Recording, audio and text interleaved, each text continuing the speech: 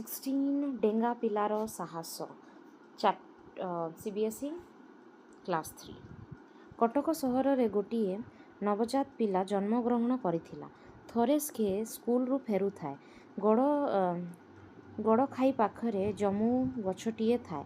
ସେ କିଛି କୋଳି ନିଜେ ତୋଳି ନିଜେ ଖାଇ ସାଙ୍ଗମାନଙ୍କୁ ଖାଇବ ବୋଲି ଭାବୁଥିଲା। ସେହି ଗଛ ପାଖରେ ପହଞ୍ଚି ଦେଖିଲା ଆମ ଦେଶର ଶତ୍ରୁ ଗୋରେ ପାଉଁଜ ମଜଗପ କରୁଛନ୍ତି ସେଇ ଗଛ ମୂଳରେ।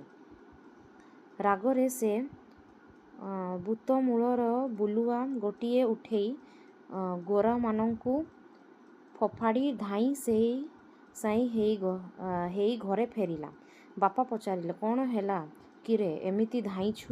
ସବୁ କଥା ସେ ବାପାକୁ ଖୋଲି କହିଲା। ଏଥିରେ ତା'ର स्पष्ट बतर परिचय मिले। तो अब क्या हुआ कि एक लड़का था, एक गांव में रहता था, जो कि स्कूल जाता था और उसको रास्ते में मिला एक जामुन का गाछ। तो वो 2-3 ऐसे जामुन को तोड़ के वो खाने लगा और बोला कि और कुछ जामुन है जो कि मैं अपना दोस्त लोग के लिए लेके जाऊंगा।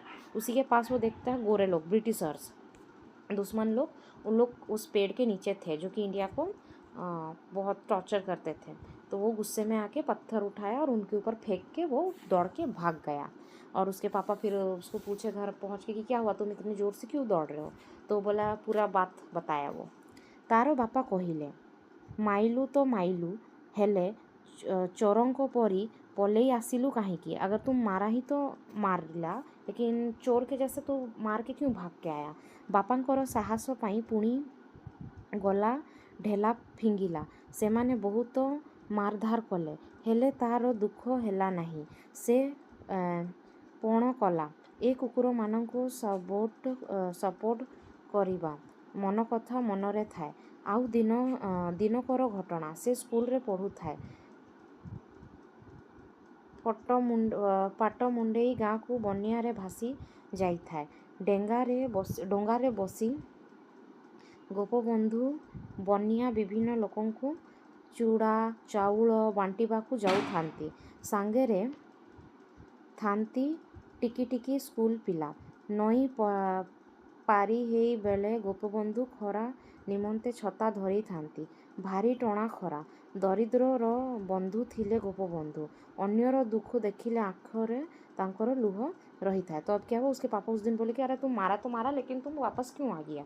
तो फिर वो फिर से जाता है और वहाँ पर पत्थर मार के वहीं खड़ा रहता है। फिर ब्रिटिशर्स लोग जब इसको देखते हैं तो इन लोग इसको फिर बहुत मारधार करते हैं, लेकिन उसको तब कुछ दुख नहीं होता है क्योंकि वो डट के साहस करता है।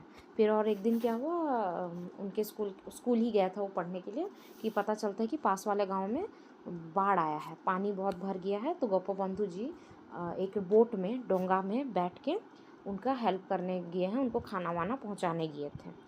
तो और गोपबंधु जी तो वेरी हेल्पफुल पर्सन, ठीक है, वेरी हेल्पफुल पर्सन। वो दूसरों का दुख में उनको खुद को रोना आ जाता है। साहाଯ୍ୟ କରିବାକୁ ଯାଉଥାନ୍ତି। ଉତ୍କଳମଣିଙ୍କୁ ଛାତଟି ପବନରେ ଉଡ଼ି ଯାଇ ନଈରେ ପଡ଼ିଗଲା। ସାଙ୍ଗେ ସାଙ୍ଗେ ସ୍କୁଲ ପିଲାଙ୍କ ଭିତରୁ ସବୁଠାରୁ ଡେଙ୍ଗା ପିଲାଟିଏ ଉଛୁଲି ମୁଛୁଲି ନଈକୁ ଡେଇଁ ପଡ଼ିଲା। ଛାତକୁ ଧରି ପୁଣି ଡଙ୍ଗାକୁ ଫେରି ଆସିଲା। ଉଛୁଲୁ ମୁଛୁଲୁ ଭରା नई को तार डर नथिला, केते साहस सिए। तो अब क्या हुआ, यहीं पर उत्कलमणि गोपबंधु जी के साथ जो बच्चे लोग जा रहे थे उसमें से एक जन का छत गिर गया।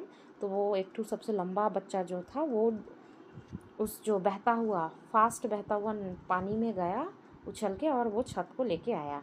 तो गोपबंधु जी बोले, वाह ये तो बहुत ही ब्रेव बच्चा है।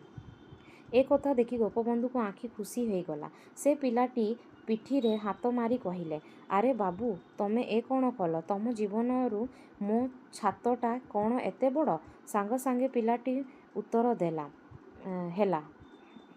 एक्चुअली आपण निजर जीवन को विपन्न करी केते लोकंकु सेवा करिबाकू जाउछंती। आपणकु छात मो जीवनरू कौन कम मूल्यवान? तार ज्येष्ठ बुद्धि को प्रशंसा करी कहिले, दिने ना दिने तू बड़ हबो। तो अब क्या हुआ, वो गोपबंधु जी का ही छत था जो कि वो बच्चा के लाया और वो बोले कि अरे तू क्यों दौड़ा उस पानी में, क्या तेरा जीवन मेरे छत से भी इम्पोर्टेंट है? तो वो बोलता है आप जब अपना जीवन को डिफ़िकल्टीज़ में डाल के, विपदों में डाल के आप अगर बाकी लोग का जान बचा रहे हो, तो ये छत क्या चीज़ है, आपका छत? तो वो बोलता है कि तुम किसी दिन बहुत बड़े आदमी बनोगे, वो बच्चे को बोलता है। से डेंगा पिला जनक थिले बिजू पट्टनायक, ଯାହାର ପ୍ରାଣ ଓଡ଼ିଶା ପାଇଁ କାନ୍ଦୁଥିଲା। ଯାହା ଚାହିଁଲେ ସେ ତାହା କରିପାରୁଥିଲେ। ସେ ବଡ଼ ମଣିଷ ହେଲେ। ସାରା ଭାରତବର୍ଷରେ ତାଙ୍କର ନାଁ ବିଖ୍ୟାତ ହେଲା।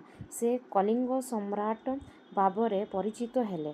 ଦେଶ ଓ ଜାତିରେ ସେ ଥିଲେ ଭାଗ୍ୟ ବିଧାତା। ସେ ଯେପରି ସାହସୀ ସେହିପରି ଖେଳପ୍ରେମୀ ଥିଲେ।